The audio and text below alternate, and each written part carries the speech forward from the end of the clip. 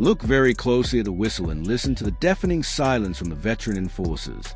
They thought they could hide the encore containment strategy in plain sight, believing the global market would never notice the double standard unfolding on national television. But they made one massive miscalculation. They allowed their biggest asset to step onto a court governed by objective international law.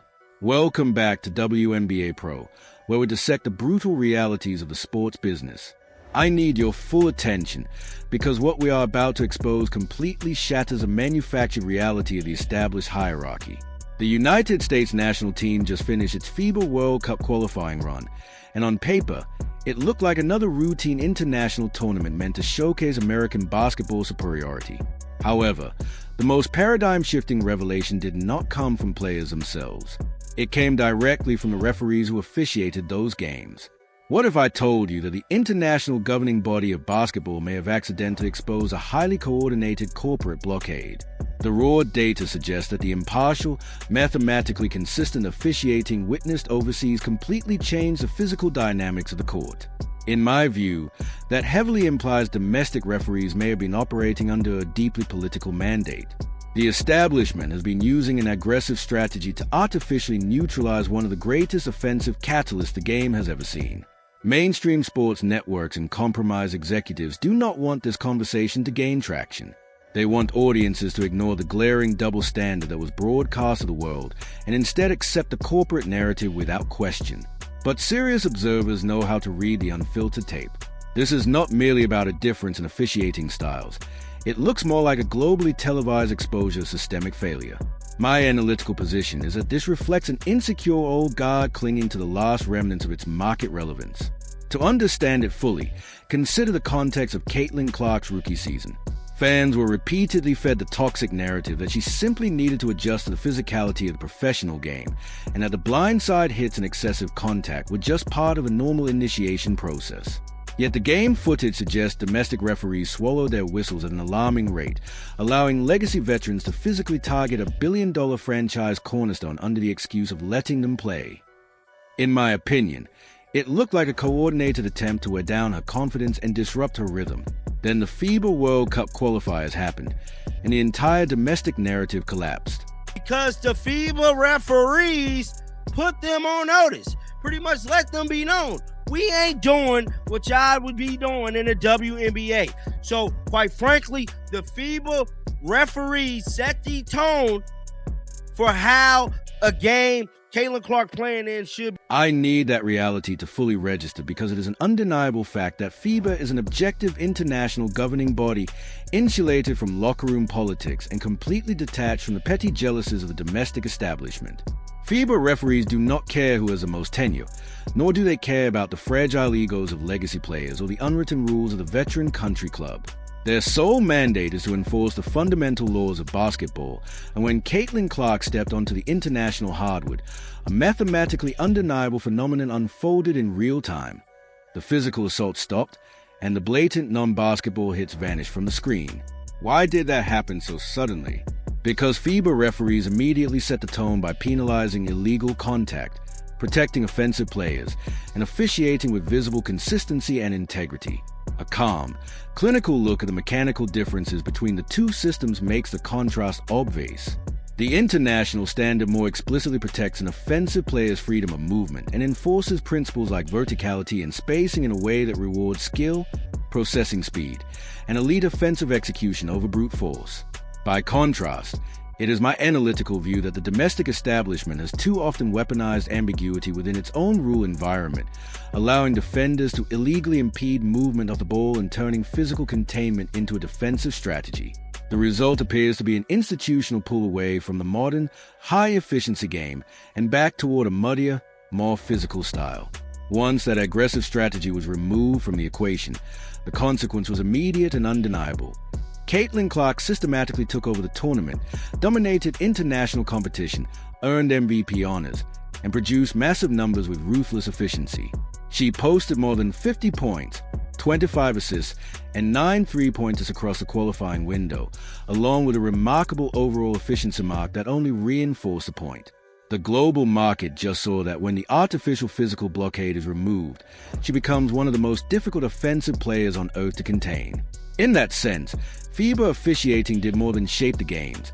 It exposed a sharp contrast that raises uncomfortable questions about how the domestic league has handled one of its most valuable assets. And that anxiety does not end with officiating.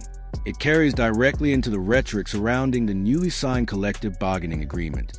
Right as a FIBA MVP announcement sent shockwaves through the sports world, a major labor breakthrough took place in New York City, where the billionaire ownership group and the players' union reached a verbal agreement on a historic new CBA. Yet before the ink was even dry, veteran leadership rushed to the microphones to seize control of the narrative. That is why Brianna Stewart's performance on the ensuing media tour deserves scrutiny, because it came across as a striking display of contradiction and cognitive dissonance. So it's definitely not finalized yet, so don't want to get too specific into details, but knowing that this new CBA is going to be historic. It's going to create generational success between players of all levels, and really listen to the unapologetic arrogance embedded in that highly calculated statement. Terms like historic and generational success are being thrown around with no serious macroeconomic context, and that absence reveals a striking lack of basic business discipline in the declaration. The same legacy veterans who spent months, in your view, helping to suppress and neutralize the rookie class are now standing before the global media presenting themselves as the financial architects of the league's breakthrough. They want paying consumers to believe that their negotiating tactics alone delivered this economic leap, but that framing reads more like a carefully constructed public relations fantasy designed to protect bruised egos and an honest accounting of market reality. The money did not appear out of thin air, and players who spent decades operating within a league that struggled financially did not suddenly uncover a hidden formula for explosive wealth. The argument here is that they are shamelessly riding the momentum of the most powerful on-court and off-court financial phenomenon the sport has seen, while attempting to position themselves as the primary authors of that value. In that light, it feels less like leadership and more like a demand for executive-level credit without corresponding executive-level output. That, in turn, raises serious questions about the internal power dynamics of the Players Association. And the audacity of the spin reaches its peak when they attempt to claim true ownership over the newly generated multi-billion-dollar revenue stream. And really be in a space where we're in collaboration with the WNBA. You know, we are now a part of a rev share system, and we are going to see the fruits of our labor in a way that we've never done before. Let me repeat that highly weaponized statement so the billionaire network executives can hear it clearly. We are going to see the fruits of our labor. Pause on that phrase, because the delusion embedded in it is exactly what demands scrutiny. The fruits of their labor argument collapses the moment you examine the historical data. For nearly 3 decades, the league operated on an archaic and heavily subsidized financial model, fighting for scraps of television revenue, struggling for mainstream relevance, and relying on continued support just to sustain operations. The veteran class labored for years, but the measurable outcomes of that labor were often sparse attendance, limited ratings, and a product that required outside financial reinforcement to survive. Then a generational anomaly arrived out of Iowa and shattered every existing metric. Caitlin Clark broke college television records, packed arenas, transformed merchandise sales, expanded sponsorship value, and drove a level of public attention that forced television networks to reevaluate and renegotiate the economic scale of the sport. In that reading, the salary cap boom, the media rights surge, and even quality of life gains like charter travel are tied far more directly to her market gravity than to anything the old establishment had previously produced. And yet Brianna Stewart and other veteran figures have publicly framed this unprecedented influx of capital as a direct result of their own labor. That is why, from your perspective, it feels less like leadership and more like a corporate-style attempt to seize financial ownership of value generated elsewhere, particularly by the rookie class, while maintaining a perfectly straight face in front of the public. The deeper issue is that this narrative may not even hold up under financial pressure. A close reading of the new CBA suggests that much of the league's future upside is still tied to performance-based revenue metrics, including viewership and engagement, and those numbers appear to be driven disproportionately by one singular star.